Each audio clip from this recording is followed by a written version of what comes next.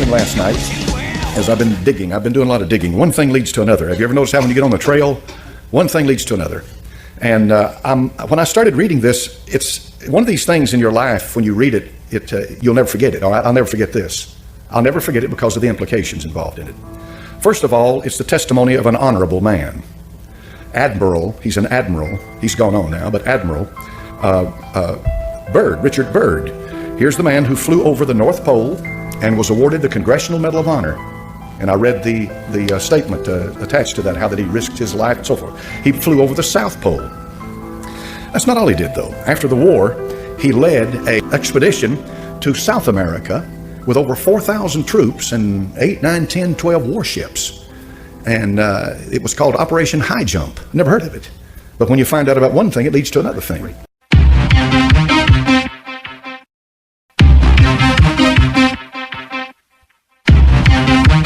What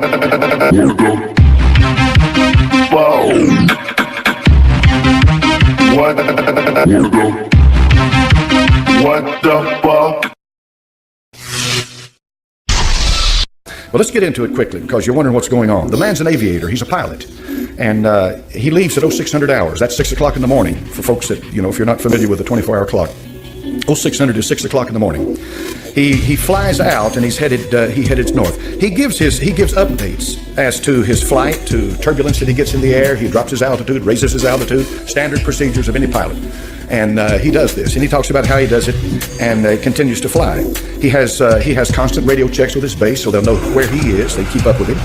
And back in those days, they didn't have GPS and all of that stuff, so they flew by what's called dead reckoning a lot of times. And pilots know exactly what I'm talking about when I'm talking about dead reckoning. He continues to talk to them until he gets down, until he comes. He's flying over the ice. He's flying over the North Pole. And what do you expect to see? Nothing but ice. That's what you expect to see. One sheet of ice after another sheet, just solid white ice, snow, the North Pole. Until he sees a creature down below, which looks to him like a mammoth, and he drops his altitude to about 1,400 feet, and it is a mammoth. And this begins to really get his attention. He sees a mountain range, and at 10 o'clock in the morning, so now he's been in the air for 4 hours, he says he crosses over the small mountain range and still proceeding northward as best can be ascertained. Beyond the mountain range is what appears to be a valley with a small river or stream running through the center portion. There should be no green valley below, no green valley in the Arctic, no green valley. And something is definitely wrong and abnormal here, he says. We should be over ice and snow. To the port side, port is left, starboard is right. To the port side are great forests growing on the mountain slopes. Our navigation instruments are still spinning, and the reason they're spinning is because he's approaching magnetic north. And the magnetic pole, if you ever get around the magnetic pole, you forget your magnetic compass. It's not going to work because the magnetism is so intense, and the movement is so great that it's no use to you. But in any event, he says his navigational instruments are spinning, the gyroscope is oscillating back and forth. Then he sees this beneath, and he says, at 1,400 feet, execute a sharp left turn to better examine the valley below. It is green with either moss or some type of tight-knit grass. The light here seems different. I cannot see the sun anymore. We make another left turn, and we spot what seems to be a large animal of some kind below. It appears to be an elephant. No, it looks more like a mammoth. This is incredible, he says, yet there it is. He decreases his altitude to 1,000 feet and he takes binoculars to better examine the animal. It is confirmed it is definitely a mammoth-like animal. Report this to base camp. At 10:30 hours, he encountered more rolling green hills. The external temperature indicator reads 74 degrees Fahrenheit. He's in the North Pole. Continuing on our heading now, navigation instruments seem normal now. I'm puzzled over their actions. Attempt to contact base camp radio is not functioning. And now what follows is one of the most incredible things I've ever read in my life. And let me put it in the context of this. When Satan showed the Lord Jesus Christ the kingdoms of the world in a moment of time, he did just that. He has power. And there are things going on that there is absolutely no physical definition or logical reasoning to, but the existence of it cannot be denied. And this is what's happening here. In 11:30 hours, countryside below is more level than normal. If I may use that word, ahead we spot what seems to be a city. This is impossible. Aircraft seems light and oddly buoyant. The controls refuse to respond. My God, he says, off our port and starboard wings, a strange type of aircraft. They're closing rapidly alongside. They're disc-shaped. and have a radiant quality to them. They are close enough now to see the markings on them. It is a type of swastika. This is fantastic. Where are we? What has happened? I tug at the controls again. They will not respond. We're caught in an invisible vice grip of some type. 11:35 hours, our radio crackles and the voice comes through in what appears to, in English, with what appears to be a slight Nordic or Germanic accent. The message is, welcome, Admiral, to our domain. We shall land you in exactly 7 minutes. Relax, Admiral. You are in good hands. I note the engines of our plane have stopped running. The aircraft is under some strange control and is now turning itself. The controls are useless. In plain words, he's been taken over completely. Now, up to this point, you're going to say to yourself, well, this is a madman. Or you may say to yourself, I know the power of the devil. I know how he can deceive. And what follows, he is taken into a city by blonde-haired men who look like these Aryans that Hitler and the rest of them were talking about in Germany. And then he's finally taken to their leader. And when he's taken to their leader, he has a conversation with him. He's their master. And that master tells him that essentially that they've been observing us on top of the earth where we live for a long time, and that we have gotten to the point by killing each other. And they're talking about the atomic bomb that had just been recently dropped on Hiroshima and Nagasaki. You know those two. This happened in 1947, I think this happened. And they were saying that we are going to have to do something with the people who dwell on earth. They tell Admiral Byrd that he's an honorable man, and he asks him, why am I here? They said, because you're chosen to be here. You're a man that we can trust. We're going to tell you what's happening. We're going to tell you all of this. They tell him. They send him back. So he goes back and he tells his superiors.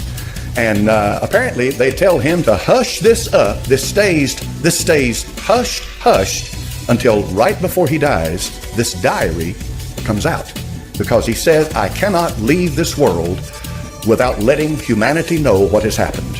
I cannot leave. I must tell them what happened. Before we go any further, let's ask ourselves some questions. Number one, did he write this diary? Is this Admiral Byrd's diary? Did he really write this? Number two, if he really did write this, and this is legitimate, this is his diary, then something obviously happened to this man when he was over the North Pole. Something obviously happened to this man.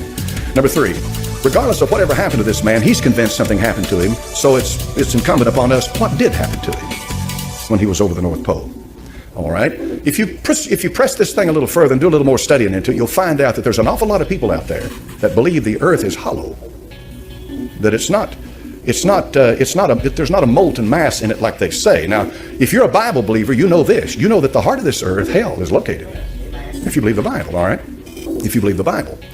And if you believe the Bible, the book of Revelation makes it very plain that the bottomless pit, which is hell, was opened, and out of that pit came these creatures upon the earth. They're coming out on the earth. They're coming out on the face of the earth. Now, that's a wild thing. This is why a lot of churches in this country, an awful lot of churches in this country, absolutely refuse to read or study the book of Revelation or preach from it, because it has some things in it that just literally blow your mind. And that's one of them, talking about creatures coming up out of the bottomless pit, Apollyon and Abaddon and all of that. But I'm a Bible believer, I believe it's real. All right. You can get off and you can get way out in left field with a hollow earth theory. All right. And you can get in deep into all of this stuff that I'm just going to present it to you this morning in the context of what we're studying, because we're studying a deceit that's coming on this earth of unbelievable proportions. A deceit, all right, a deceit. Now, we know that Adolf Hitler, when he was Chancellor of Germany, was deep into the occult. We know they didn't do anything unless they consulted their occult masters and prognosticators and what have you. And that the German high command, Himmler, men like that, even Himmler himself was far more into the occult than Hitler, and Hitler was head over heels into it, but Himmler was deep into it. These men were guided every moment of their life by an occult satanic power and spirit. Germany did definitely develop during World War II some of the highest technology on the earth. I saw this the other day on the History Channel, and I didn't know this. Nobody had ever told me this, but this is what the History Channel reported, that two German scientists in the 30s, these two German scientists had split the atom. Now think hard on that.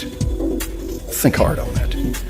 And it was the German scientist, Werner von Braun, men like that, who got America into space. That's a fact, folks. That's a fact. No question about that. The only reason they didn't put them to death at Nuremberg with the trials was because they needed them. And so they needed their technology, what have you. Anyway, Germany apparently was way ahead of the rest of the world in some of this technology. Germany had a society called the Vril Society, V-R-I-L. How many's ever heard that term?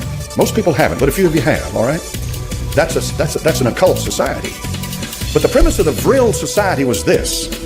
They were able to tap into satanic power and apply it to physical things. See? They were able to tap into to occult power. They called it whatever force they called it. We know what it is. The power is either of God or the devil. But they tapped into it. And they were able to apply it to physical things. There are photographs of flying saucers the Germans made. I've seen them. But they're not flying saucers like the classic example of them. But they are flying saucers. In other words, they are propelled by a propulsion system that was unknown by most of the world at that time. But in any event, the bottom line is that the Germans had tapped into the occult world and had begun to build this system based on what they were getting from the occult world. And that system was this. They believed that in the north, that there was an entrance into a hollow earth, and that spirit beings lived there that were vastly superior to us, and that these spirit beings were our forefathers. And that's what Hitler was trying to do, was to try to bring the race back, the Aryan race, back to its roots, back to what it should be. And this is why the root race theory is so important when you get into this stuff. You remember I told you about the root race? You remember which one I told you the Aryan was? There's 7 of them. 5, exactly. 5. It's number 5. It's the 5th. And this root race theory, the Theosophists taught it. Blavatsky in Russia taught it. All of this evolutionary, spiritual evolutionary that brings this super race, this super identity. These people believe that. The evolution, when you talk about biological evolution, all right, you're talking about what they teach at UT and all the major colleges in the world. They teach biological evolution. What is biological evolution? That's what Charles Darwin taught, right? All right, that's simple enough on the surface of it for people to relate to. Biological evolution. I don't believe it, but that's what they teach. All right. Then there is social evolution. All right. Political correctness is a product of social evolution. What's social evolution? Well, if biological evolution is true, then social evolution is where the masses and humanity and governments are able to learn how to live in peace and blah blah and so forth. In plain words, social evolution means that there must be a one world government for men to live. That's social evolution. See, that's not biological evolution. But the idea is that if evolution is true, they believe it is, then therefore that justifies the idea, well, men must live together. Then there is this esoteric, this spiritual, this stuff here we're talking about that Admiral Byrd saw. There is that type of evolution, and this gets into the mystical category of it, because this gets into that highbrow stuff about the spirit beings that are channelers and guides and are communicating with people.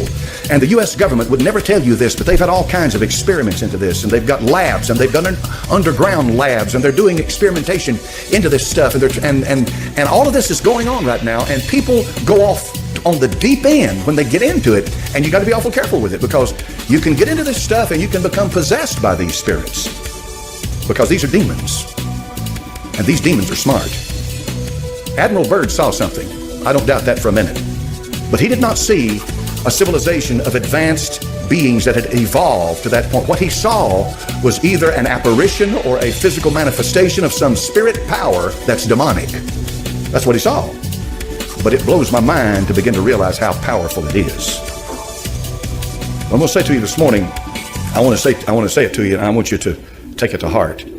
When the deception comes, if you're not a born-again believer, you'll be swept away with it. The deception will be greater than you ever imagined in your life. It is going to be profound as to what happens. When Ted Gunderson talked about, and I put it together, he talked about people in the high places are Satanists. What he's talking about, they're Illuminati. He's talking about spiritual power in high places that will bring about a one world government. And by doing that, they intend to rule the world. And they have the help of a whole, I don't know, what do you call it, a mass of demonic spirits who are able to perform all kinds of miracles, deceptive miracles, manifestations, and all of this stuff to help them to bring about that one world government. And the goal is so that they can put one man up and worship him as God, the Antichrist. Now, there is a mind behind all of it. There's a mind directing it, and that mind is the devil. It's Lucifer. He wants worship. He wants worship He covets worship. He does. And money's nothing to him. And the souls of men. And power's nothing to him. He's got power. He covets worship. That's why he said to the Lord Jesus Christ, you fall down and worship me, and I'll give you the kingdoms of the world. He covets it. Now when you look around yourself, and what I'm talking about, I've talked about Bird, and I've talked about this other stuff. You got to ask yourself the question, well, how long is it going to be then? I mean, they've got all this technology, they've got all this stuff going. How long is it going to be before they bring this together and they do it? They're already doing it. It's already happening. It's already happening. When you look outside, how many of you have noticed these little antennas that have a square box on top of them? That's ELF. That's an ELF antenna. You know what that's for? Ostensibly, it's for this. Send frequencies into your head, and you wonder, why is it that I'm thirsty, or why would I like to have an ice cream, or why, all of a sudden this desire hits you. It's because they're feeding this stuff into your brain. Now you say, well, that's crazy, preacher, that they wouldn't do that. The government wouldn't do that, would they?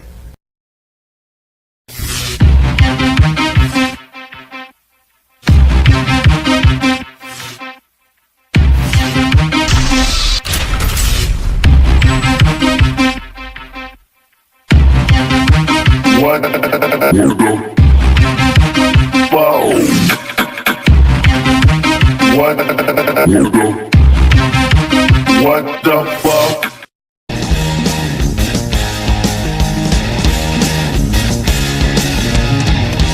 Roll me a penny, and I'll make you a dream. You find that life's not always what it seems. No, don't you know that I read something last night as I've been digging. I've been doing a lot of digging. One thing leads to another. Have you ever noticed how when you get on the trail, one thing leads to another? And when I started reading this, it's one of these things in your life, when you read it, you'll never forget it. I'll never forget this. I'll never forget it because of the implications involved in it. First of all, it's the testimony of an honorable man. Admiral, he's an admiral. He's gone on now, but Admiral Byrd, Richard Byrd. Here's the man who flew over the North Pole and was awarded the Congressional Medal of Honor. And I read the statement attached to that, how that he risked his life and so forth. He flew over the South Pole.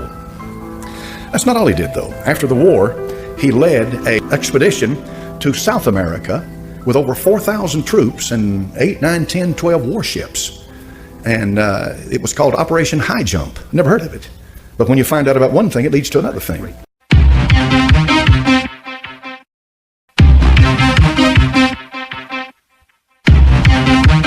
What the fuck?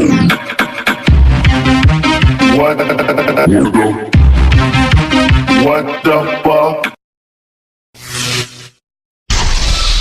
Well, let's get into it quickly because you're wondering what's going on. The man's an aviator. He's a pilot. And he leaves at 0600 hours.